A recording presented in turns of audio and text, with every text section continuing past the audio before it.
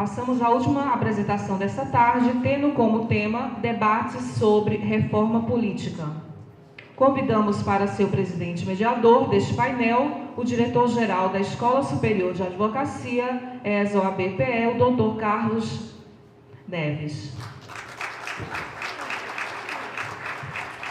Convidamos como debatedor o advogado e membro da Comissão de Direito Eleitoral da OAB-PE, doutor Pablo Bismarck.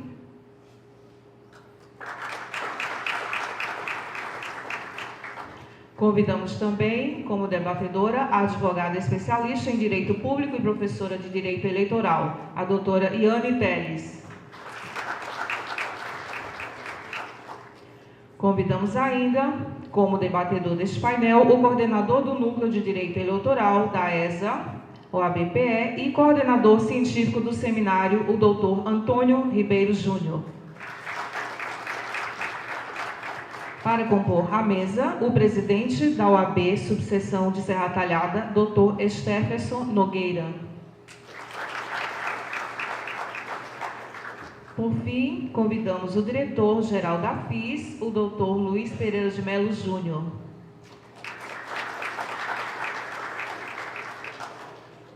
Passamos a palavra ao diretor-geral da Escola Superior de Advocacia, ESA-OAB-PE, doutor Carlos Neves, presidente da mesa.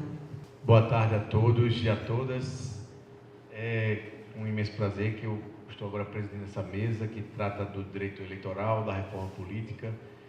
Ao longo de um dia produtivo, instigante, que eu acho que causou para uma boa parte da plateia talvez mais dúvidas do que certezas, mas a pesquisa, a evolução acadêmica, a evolução profissional é feita muito mais dessas provocações, das dúvidas que surgem sobre temas mais das vezes novos ou temas que a gente está acostumado a ouvir no dia a dia da matéria do jornal, no Facebook, mas a gente às vezes não tem a profundidade necessária sobre o tema. E um deles é esse de hoje, de agora, dessa mesa.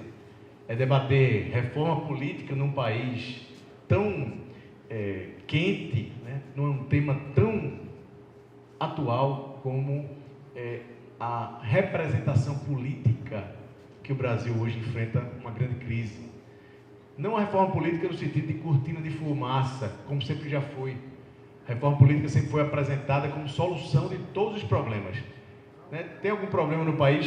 Reforma-se, muda-se o sistema de escolha dos nossos candidatos.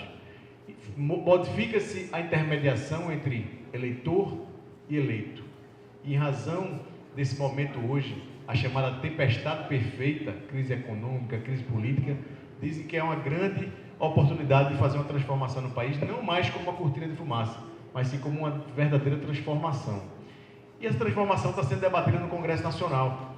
E a gente tem a oportunidade aqui de trazer especialistas, pessoas que conhecem o material que está sendo discutido no Congresso Nacional, que podem apresentar para advogados, estudantes de direito, profissionais de outras áreas que estejam aqui presentes, a sociedade civil como um todo, temas sobre esse processo político de discussão da legislação que regulamenta o nosso processo de escolha de nossos representantes. Não é à toa que alguns chamam de a mãe de todas as reformas. Eu gosto de dizer sempre que, na verdade, a reforma política ela é uma reforma estrutural, uma reforma constitucional, se pode dizer, porque ela é fundamento das transformações. É no Congresso Nacional que as coisas se resolvem. E se a gente não resolve como se funda ou como se fundamenta o Congresso Nacional, a gente não resolve bem nada do que foi tratado aqui. Não resolve bem as cidades, não resolve bem as questões previdenciárias, trabalhistas e tantas reformas necessárias. Precisamos refundar as nossas instituições a partir da revisão do que a própria Constituição autoriza. Em razão disso, eu vou passar agora, inicialmente, a palavra para o coordenador científico deste seminário, o coordenador de Direito Eleitoral da Escola Superior da Advocacia, que é o braço acadêmico da OAB, que eu faço com muito orgulho, eu sou um dos diretores, e passo a palavra para ele, que é um constitucionalista, um professor de Direito Constitucional, professor de Direito Eleitoral, e que vem pesquisando muito sobre a temática da reforma política. Por favor, Antônio Júnior, você tem alguns minutos para proferir a sua palestra, até que a gente está na fase final, cada um falará um pouco sobre um tema, e eu vou passar inicialmente para o Dr. Antônio Júnior, que fica à vontade. Boa tarde a todos. Gostaria de agradecer rapidamente ao presidente da nossa mesa, diretor-geral da ESA, Carlos Neves, em nome de quem saúdo todos os colegas. Agradecer à Faculdade de Integração do Sertão pelo apoio na promoção do evento. Agradecer à OAB de Serra Talhada, que sem ela não seria possível realizar o evento de hoje. E agradecer a todos os presentes, colegas advogados, advogadas e acadêmicos de direito que permanecem até o momento nos ouvindo.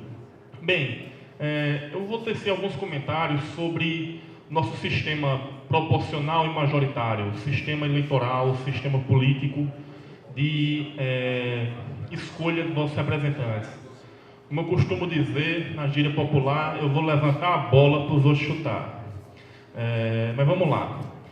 Nós temos na nossa Constituição o modelo de eleição para o chefe do Poder Executivo, e aí prefeitos, governadores e presidente da República, o modelo de eleição majoritária, no qual, ou naquelas localidades em que nós não temos mais do que 200 mil eleitores, a eleição se dá por maioria simples.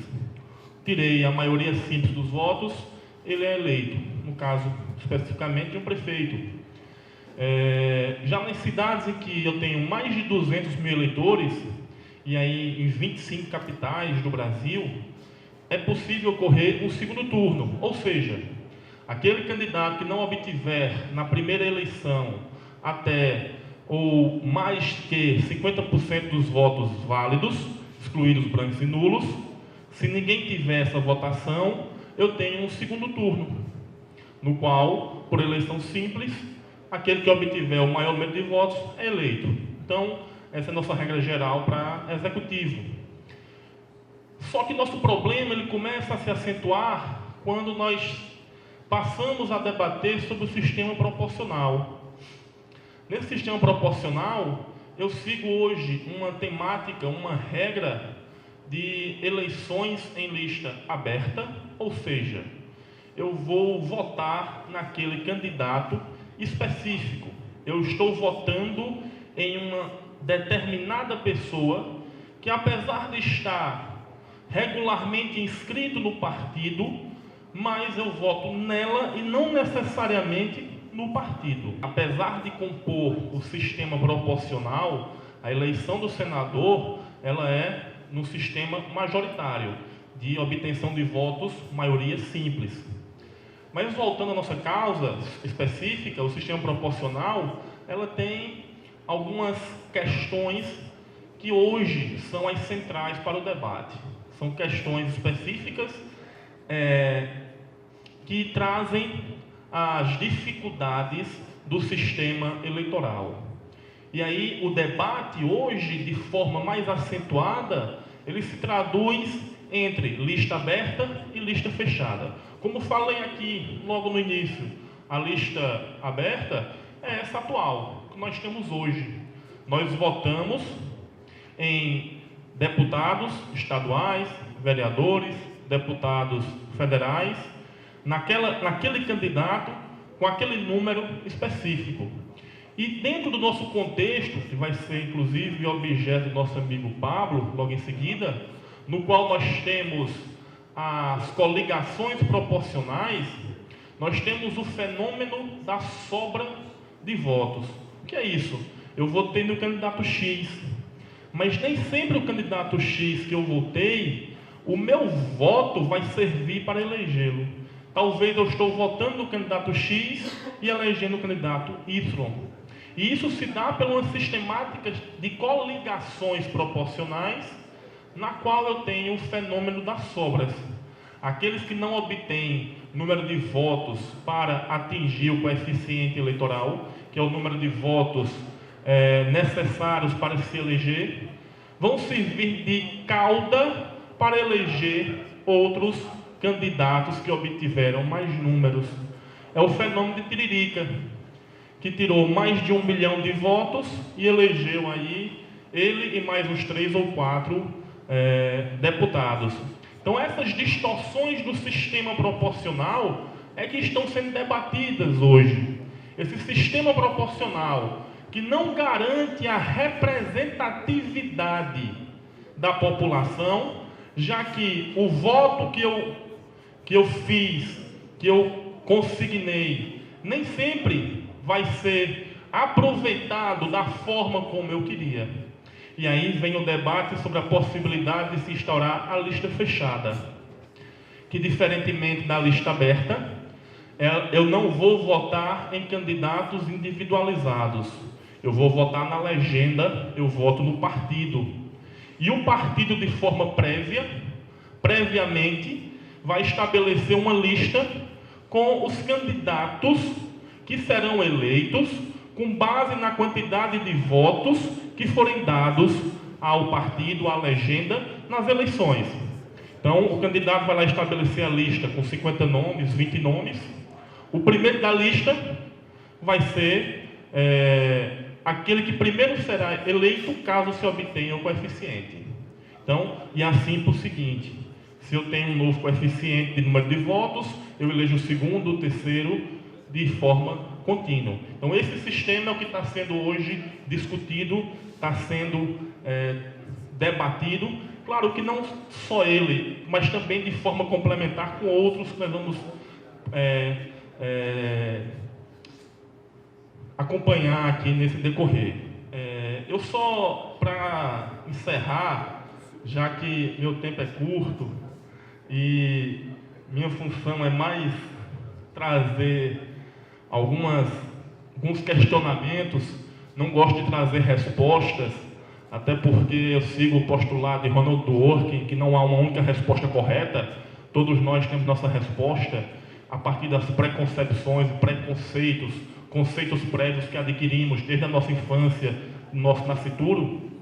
Eu só trago uma última reflexão de que nesse momento de incertezas, nesse momento de insegurança jurídica, social, política, nós temos que talvez nos apegar a algo para ultrapassar. Nós não podemos ficar soltos e desesperançados. Nós temos que buscar esperança em algo, e para mim esse algo é a Constituição Federal. A nossa Constituição é o algo que nos dará esperança no futuro. E aí eu faço, para encerrar minha colocação, tomando como base o que nós vemos dioturnamente, cotidianamente, as questões de interesse pessoal, o interesse pessoal se sobrepondo o interesse coletivo e jurídico geral, eu faço uma citação do jurista Conrad Hess, que diz a seguinte situação: quem se mostra disposto a sacrificar interesse em favor da preservação de um princípio constitucional, fortalece o respeito à Constituição e garante um bem da vida indispensável à essência do Estado, mormente ao Estado democrático de direito. Obrigado. Queria convidar aqui à mesa o querido advogado, representante, delegado da ESA, Alexandre Rodrigues, por favor, compareça aqui também para abrilhantar essa mesa. O Dr. Júnior provocou um assunto que a gente tinha conversado ontem, mas eu vou deixar para o final. Ele quer saber o que é que a gente acha das diretas já nesse momento, ou se isso é inconstitucional, se esse projeto de emenda à Constituição, se o Supremo vai decidir isso. Quer dizer, dentro do contexto da reforma política, a gente tem um bocado de coisa. Tanto que se pode falar hoje do sistema eleitoral, das coligações, da cláusula de barreira, da participação feminina, de tantos e tantos temas, mas o que está em voga é o seguinte: vão caçar Temer ou não? Vão colocar alguém no lugar ou vão fazer o povo votar? Essa é uma questão que sempre vai perpassar no debate, porque ela é atual e a gente está no seminário de atualizações jurídicas. Eu vou passar agora a palavra para o amigo Pablo Bismarck, que é professor também da escola da OAB, da ESA, é da Comissão de Direito Eleitoral da OAB de Pernambuco.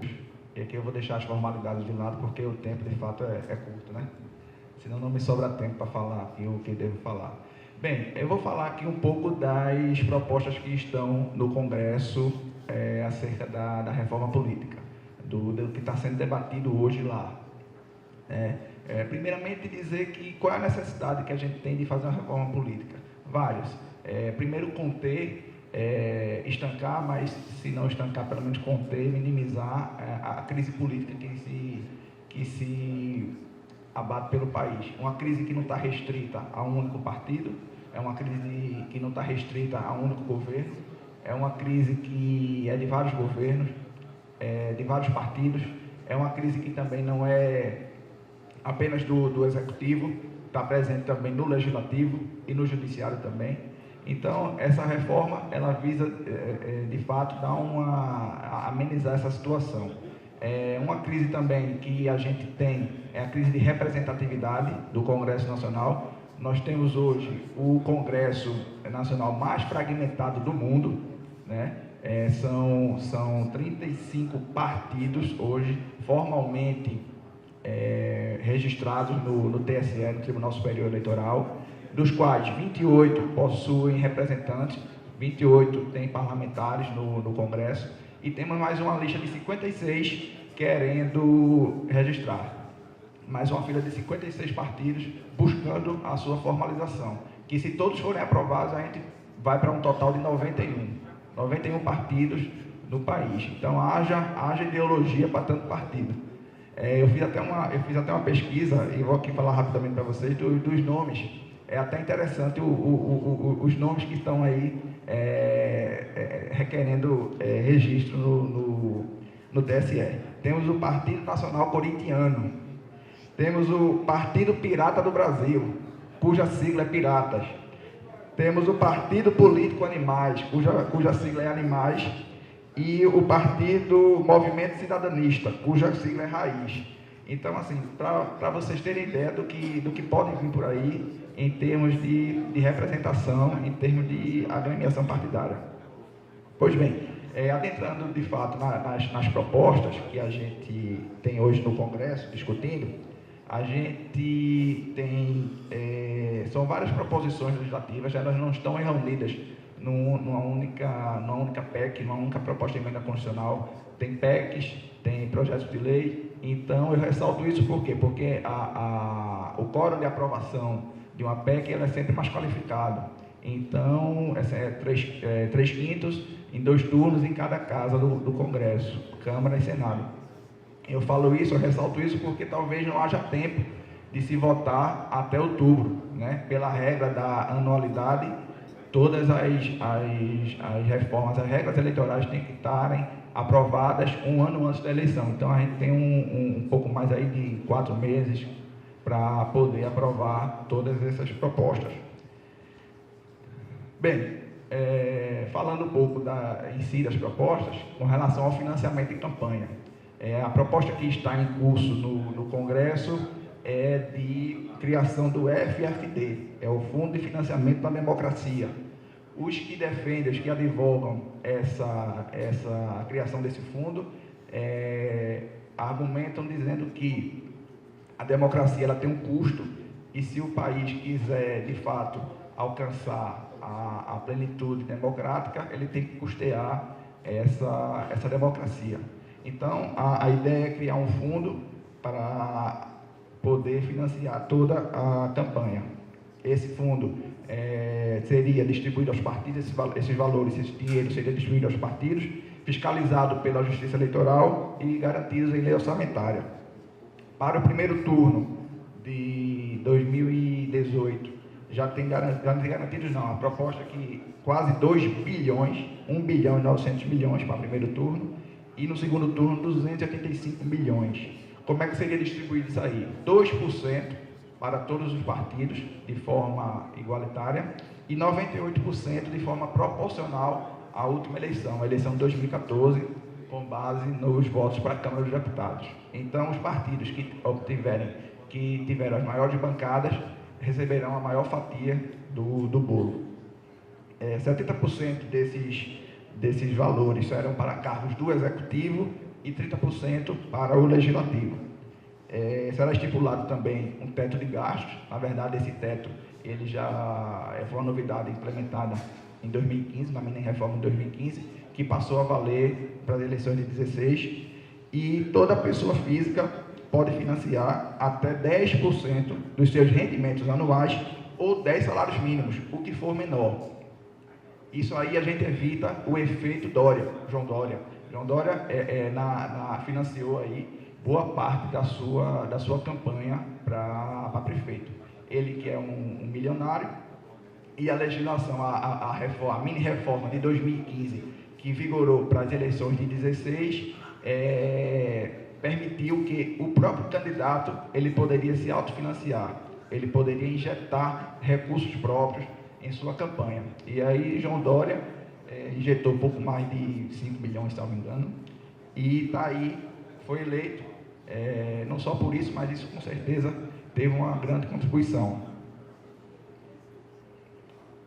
Outras propostas são a fim da reeleição no Executivo. A reeleição que está aí em vigor já está há 20 anos, em 97, a emenda constitucional 16 de 97, e a proposta é acabar e fazer um mandato de 5 anos. O fim também de uma das suplências de senador. O senador hoje, quando ele é eleito com 2 suplentes, a proposta de deixar somente um suplente. O fim dos cargos de vice-presidente, vice-governador e vice-prefeito. Eleição para executivo e legislativo em pleitos distintos, porque vai haver aí no mesmo ano 2 eleições, uma eleição para executivo e uma eleição para legislativo. É a proposta que está em curso no Congresso. E a proibição de parlamentar ocupar cargo no executivo, uma coisa muito comum.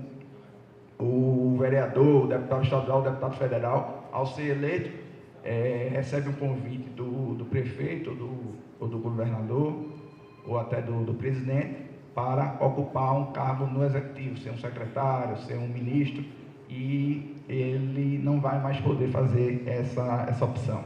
Ele foi eleito deputado, vereador, ele vai ter que, de fato, cumprir o mandato para o qual foi eleito. Falando um pouco do sistema eleitoral, teremos, como Antônio Júnior falou aqui, os fins das coligações nas eleições proporcionais, né? A gente, com isso, evita o efeito tiririca, que, por ser já amplamente conhecido da população, foi eleito e com ele arrastou mais uns 2 ou 3. Então, a proposta é que nas eleições proporcionais não haja mais as coligações. Com relação à cláusula de desempenho, cláusula de desempenho ou cláusula de barreira, como alguns chamam. Quem defende a cláusula chama de desempenho. Quem é contra diz que é cláusula de barreira.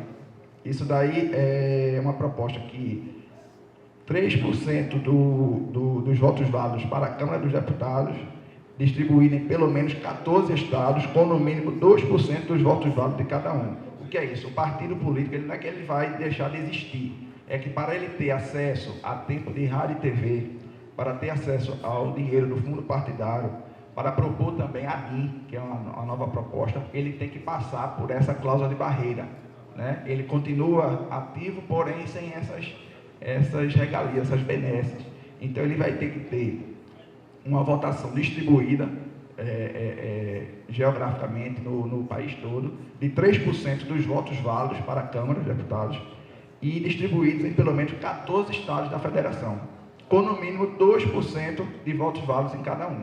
Então, de fato, é uma equação difícil e que apenas alguns partidos, segundo o DIAP, que é o Departamento Intersindical de Assistência Parlamentar, somente 10 a 12 partidos que conseguirão ultrapassar essa cláusula de barreira. A mesma coisa com a filiação partidária, que ela era de 1 ano até 2014, com a mini-reforma de 2015, passou a ser 6 meses, e a proposta agora é que se unifique juntamente com o domicílio 9 meses.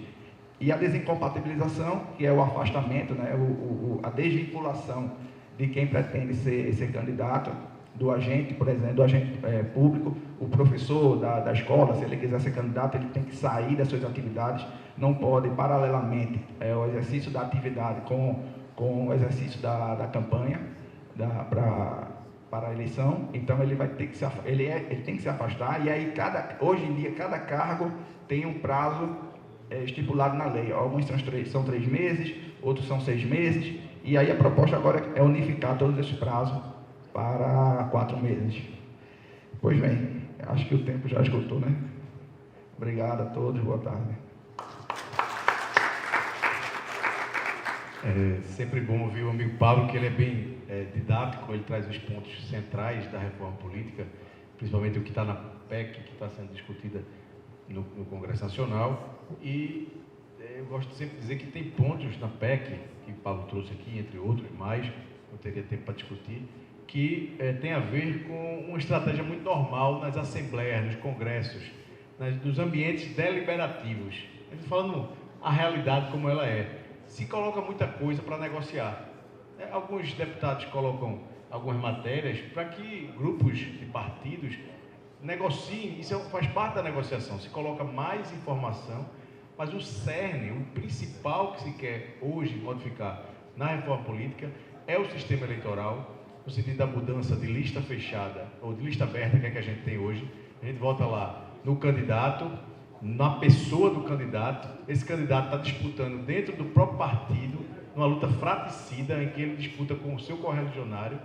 Às vezes, você vota num candidato e elege um outro de uma corrente ideológica totalmente diferente, por conta das coligações, que é outro ponto que Pablo tocou, que tem que se acabar. E também essa multiplicidade de partidos políticos, que chegou à maior fragmentação da história do mundo. Não há lugar no mundo que tenha mais partidos com assento no Congresso, porque partido pode ter. Nos Estados Unidos tem milhares de partidos, mas só 2 é que elegem o presidente da República. Então tem uma lógica, existir partido é possível, mas não é possível que a gente tenha um Congresso Nacional com 30 partidos políticos de ideologias diferentes. Não é proibido ter 90 ideologias. O que não é lógico para um jogo político, para uma assembleia, a gente ter num ambiente só mais de 30 correntes para discutir o futuro do país. Estou fazendo essa pontuação para dizer que o importante é a discussão do sistema eleitoral, a cláusula de barreira, o fim das coligações. Esse é o cerne da reforma política. Tudo mais que é tratado, muitas vezes, é colocado para ser negociado. Eu coloco aqui fim de vice, aí já tem um grupo de partido que diz, não, tira isso aqui. Aí o outro lá exige mais, exige menos. E a parte central, que não é negociada, na verdade, que é o núcleo central da reforma, tem a ver com a mudança do sistema eleitoral e do processo de escolha principalmente do nosso legislativo. Dessa forma, vou passar também para a querida Iane Teles, professora da escola da OAB, professora de Direito Eleitoral, especialista, mulher advogada, que é bastante combativa na defesa da participação feminina e, em razão disso, tem condições de apresentar aqui para vocês alguns argumentos importantes desse processo político, porque é através da participação feminina que também faremos grandes modificações. Então, Iane, você tem o seu tempo regulamentar. Boa tarde a todos e todas. Primeiro eu quero agradecer o convite de Carlos e Antônio, agradecer imensamente e agradecer o pessoal de Serra, o presidente da OAB, o diretor da faculdade e todos os demais que conheci de ontem para hoje e adorei a recepção, só agradecer. Vou começar a falar de um tema que eu gosto muito, inclusive porque participo de movimento feminista, de alguns grupos, então, para mim, eu me empolgo, né? Mas vamos lá. Antes de começar o tema, de falar a proposta, né, dentro da reforma, em relação ao gênero, eu queria até fazer que vocês participem. Por exemplo, quem sabe aqui quantas mulheres foram eleitas em Serra Talhada para vereador? Para vereadora? 2, né? 2 nessa última eleição, dentro de 17 vagas na Câmara, não é isso? 17 vagas, apenas 2 mulheres, nessa última eleição de 2016. Em 2014, uma, que é a mesma que se elegeu nessa também, que inclusive é a vereadora mais eleita, foi a vereadora mais bem votada, desculpa, a vereadora mais bem votada, não é isso? Me corrijam, a anterior foi eleita uma, não é isso? E a última agora foram eleitas 2, se não me engano ela foi a mais bem votada, não é isso? Na última, não é isso? Pronto, e na eleição, estou pegando aí as 3 últimas eleições que eu acho que tem condições aqui em relação às idades, todo mundo saber. E na última, na terceira, né, num tempo mais passado, em 2008, não é isso? Somente uma também. 2? Então, foi uma e duas. Esse é o nosso processo aqui em Serra, né? Pronto, presidente, me corrija. Eu dei uma olhadinha, eu sei que não passa de duas, certo? Não passa de duas. Então,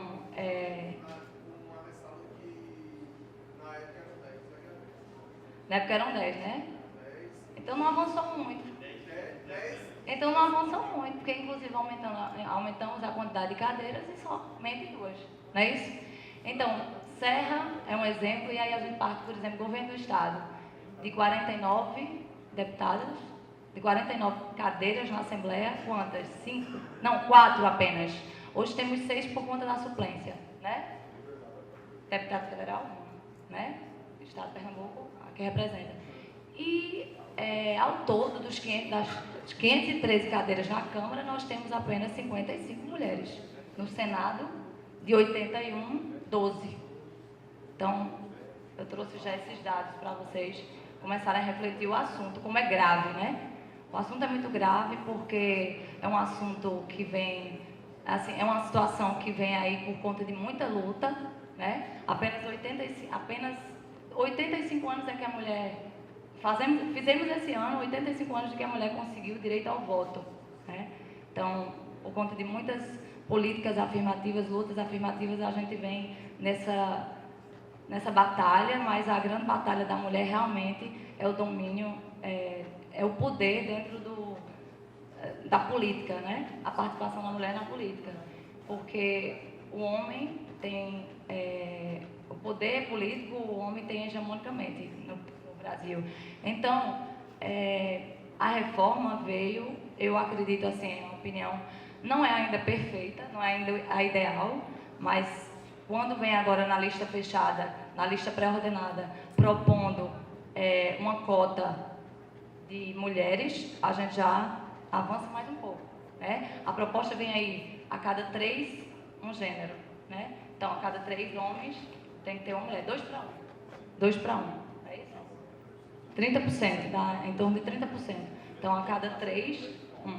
Porque o que tem hoje, e aí, só para lembrar para vocês, o que tem é uma promoção, um fomento pela legislação eleitoral em relação a candidatos, né, a poder concorrer ao pleito eleitoral. Porque 30% dos candidatos tem que ser de um gênero, né? No caso, feminino. Infelizmente. Mas aí veio, agora em 2009, no direito é recente, né? Essa quantidade de ano é recente. 2009 veio também uma alteração para fomentar e promover, dizendo que o quê? 5% do fundo partidário tem que ser investido em campanha, promoção de campanha feminina. Mas veja, com não posso nem dizer todo esse avanço, mas veja que com um percentual, mesmo com a cota, mesmo com o fundo partidário, a gente ainda está subrepresentada, né? A gente ainda vive uma baixa representação. Não vou nem falar da mulher negra, né? Que ainda pior, a situação piora. Então, assim, a reforma, né, com a proposta de lista fechada, para ficar mais claro para todo mundo que está ouvindo, a reforma vem propor que o gênero seja respeitado. Ainda não é o ideal, mas já é, né, muita coisa para o que a gente vem lutando aí, para o pouco tempo de conquista da gente. Eu digo da gente, né, porque me coloco, obviamente, pessoa ideal para falar. Mas, só que existe uma discussão, né, Carlinhos, em relação a essa cota do gênero, se realmente vai ser eficaz. Na verdade, a discussão é da lista pré-ordenada, né? A lista fechada, porque a gente pensa assim logo, e aí, como vai ser essa lista nesse processo? Então, obviamente que tem alguns questionamentos, algumas situações que precisam ser resolvidas e estão propostas na reforma, que é, por exemplo, a questão do fim das coligações, e também uma democratização interna no partido, né? Porque a proposta também fala do partido ter uma organização mais democrática, porque não vai adiantar colocar 30% de mulheres, mas quais serão os outros escolhidos, né? Como vai ser essa escolha? Então, a proposta também, a reforma também fala de promover essa democratização, né? escolha mais democrática dentro da agremiação, que aí, por exemplo, propõe convenções, pré-convenções, né, as convenções, as prévias, né? Então, já é muito avanço. A gente falando, como o Antônio falou no início, sobre a lista fechada e falou que o problema maior era no sistema proporcional, eu vejo a reforma como vem a aprimorar a questão da proporcionalidade, o princípio da proporcionalidade, que de fato hoje é um problema no sistema proporcional. Como o colega explicou a vocês, o sistema proporcional muitas vezes não, acho que 80% do sistema proporcional realmente não nos proporciona, estou sendo até redundante, mas a verdade é essa. Então, a proposta da reforma é tentar dar, de fato, uma proporcionalidade real, né? Que você seja representado realmente por aquele que você escolheu, né? Então, essa questão da mulher é um problema muito grande que o país deve, né? Deve às mulheres e deve ao próprio país, porque nas maiorias das democracias, inclusive, tem esse sistema de lista fechada, inclusive com cotas para as mulheres. O ideal é que a gente não precisasse fazer isso, instituir cotas, mas a gente precisa evoluir culturalmente ainda em relação a isso. E enquanto não evolui, infelizmente, é a lei que resolve, né? Então, eu acho que até é mais uma mensagem aqui minha, né? É uma reflexão em relação a isso, porque toda essa conversa aqui nos remete ao pleito eleitoral e à consciência da votação, né? Como é que a gente, por exemplo, eu vou entrar até uma questão mais política aqui, mas não tem como não falar, né? Enfim, como é que a gente, por exemplo, fala em políticas de violência contra a mulher, né? Políticas voltadas para mulheres, para violência, se a gente não tem representatividade, né? Então, a gente tem pouca representatividade. Então, a gente precisa melhorar aí essa questão da votação, precisa melhorar o sistema, eu acho que a reforma é necessária. Tem alguns pontos que eu realmente também ainda não vejo que vai resolver, mas em relação ao gênero, eu acho que foi um avanço, pior tá, né? Não sei meu tempo, mas como eu fiquei com a parte de gênero, é praticamente uma mensagem que eu quero deixar para vocês e uma reflexão, que a reforma para mim é positiva nessa questão da lista fechada. Agora com a ressalva, né, dela realmente vir atraente se vier junto com ela essa mudança dentro da agremiação, né? Essa mudança no sentido de democratizar mais a escolha dos que vão vir nessa lista pré-ordenada, né? É mais ou menos isso. E a gente ter consciência e aprender mais a votar, e a gente aprende assim, num momento como esse, esclarecendo. Eu quero só agradecer mais uma vez, obrigada. Obrigada, Carlinha, obrigada a todos. Obrigado, pessoal do Serra. É sempre bom ouvir Iane Teles e todas as mulheres que fazem parte dessa turma do eleitoral. Eu sou da Academia Brasileira de Direito Eleitoral e Político, uma academia que agrega gente do Brasil todo. E a gente tem uma pauta, uma das pautas principais é a garantia não das candidaturas, mas a garantia de assento nos congressos nacionais. É uma situação vexatória o Brasil está hoje. Em mais de 200 democracias, nós estamos em 154. Nós não temos uma situação confortável na América Latina. As mulheres não têm vez no Brasil, isso é um fato, isso é uma verdade. As candidaturas que foram garantidas foi um grande engodo, porque, na verdade, garantiu candidatura, duplicando a quantidade de candidatos, o que, na verdade, quando eu garanto um percentual de 30% de cotas para candidatos e duplico a possibilidade de candidatos para 200, que isso era 100%, eu estou, na verdade, diminuindo a participação feminina. Foi um grande engodo que foi feito. A Justiça depois já avançou, exigindo que, se o partido não tivesse essa cota, ele ia perder todo o registro de candidatura de todo o grupo, porque no começo não era assim, era faz de conta mesmo. E a legislação eleitoral agora avança, porque muita gente está discutindo e as mulheres estão tendo voz e vez para requerer não só assento nas candidaturas, mas assento nos espaços públicos, no sentido de ter uma transformação através da ocupação desses espaços. E não é à toa, muita gente faz, esse negócio de mulher querer ocupar o cargo público, isso é mimimi, é porque as mulheres estão reclamando. Não, não é, não aceite se o assunto for tratado assim.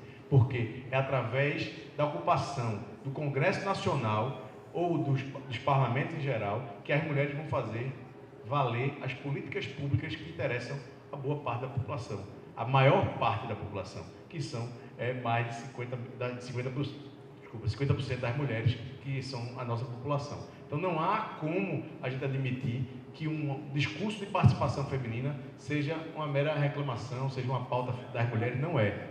É uma pauta de justiça, é uma pauta de equidade, de equilíbrio, que tem que ser feito no Congresso Nacional, hoje formado por homens brancos de meia idade e ricos. Essa é a verdade do Congresso Nacional Brasileiro.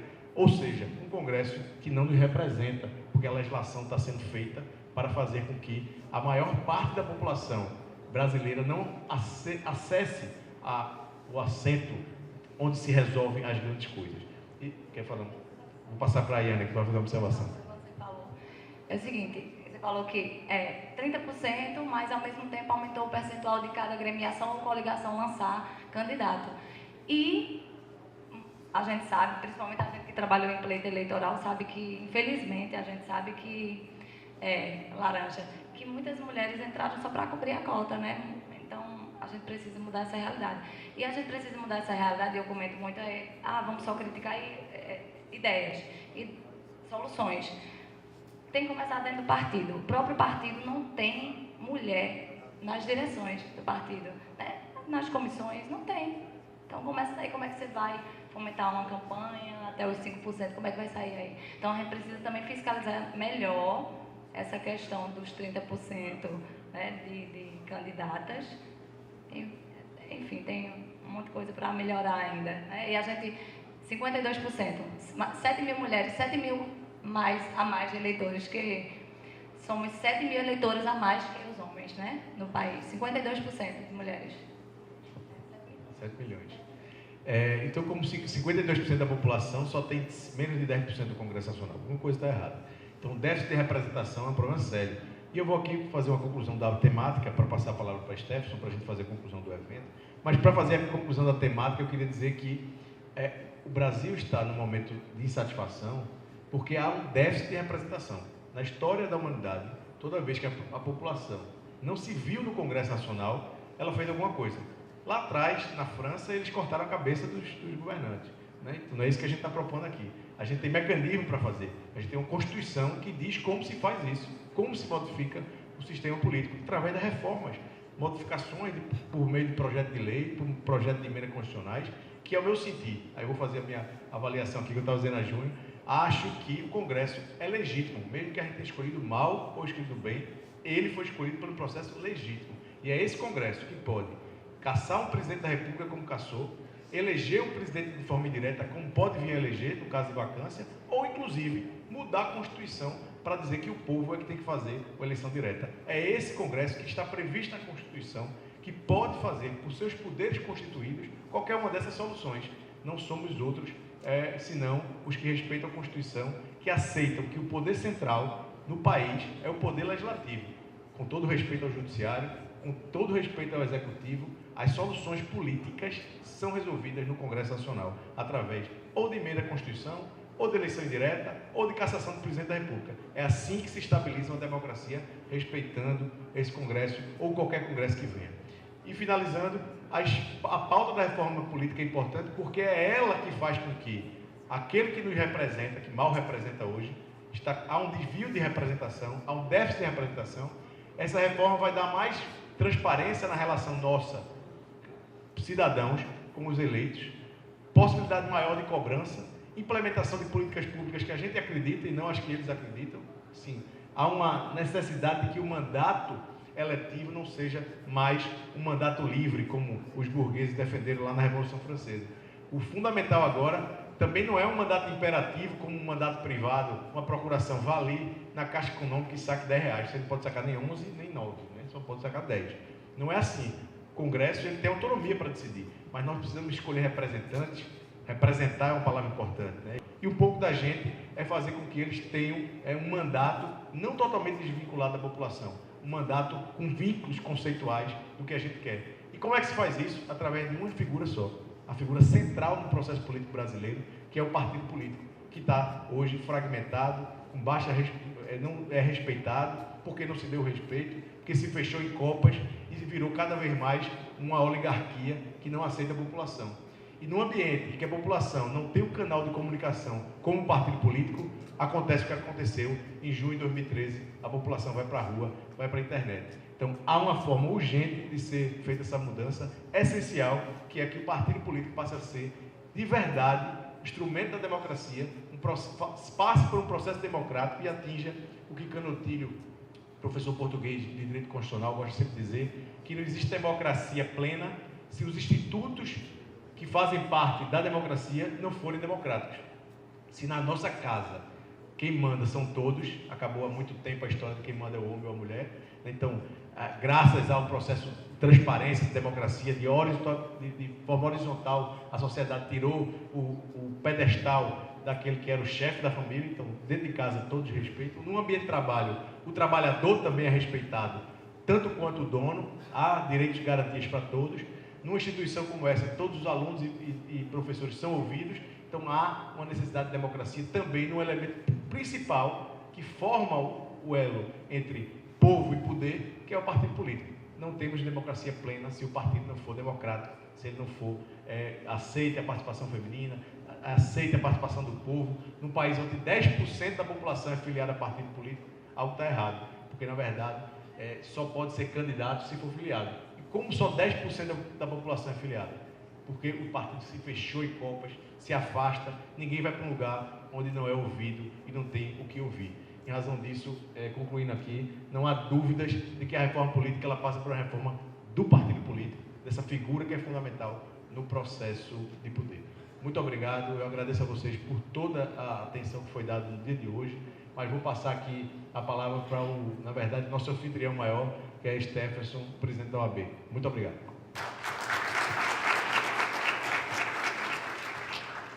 Bom, para terminar, eu queria só acrescentar, grande Carlos, a questão que a necessidade da reforma política é tão grande que a descrença do povo na política também é gritante. Por isso que a necessidade da reforma é tão urgente. Bom, então, pessoal, damos como encerrado, né, nessa parte aqui do seminário.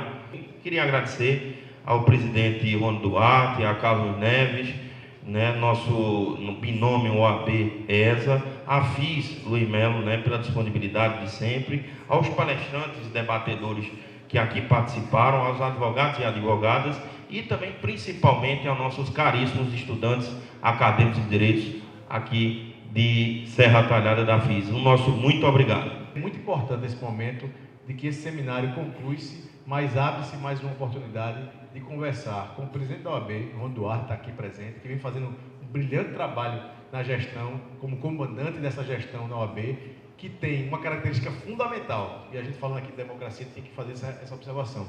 Rony tem uma característica que ele é um democrata, ele ouve todos os participantes da gestão, seja integrante de comissão, sejam conselheiros, qualquer um que participe do processo da OAB é escutado por Rony, e mais ainda, ele está indo a cada cidade do interior de Pernambuco, cada subseccional, para ouvir os advogados, para que eles possam dizer dos seus reclamos. Além disso, foi criado um aplicativo que facilita a comunicação entre o advogado e a OAB, para que reclame da própria OAB ou das organizações judiciais ou policiais. Então é fato isso, e eu preciso registrar aqui, com o apoio que eu tenho para fazer a escola da OAB, com democracia, com descentralização do poder. Rony é um democrata e eu queria fazer esse registro público aqui. Obrigado, Rony. Parabéns.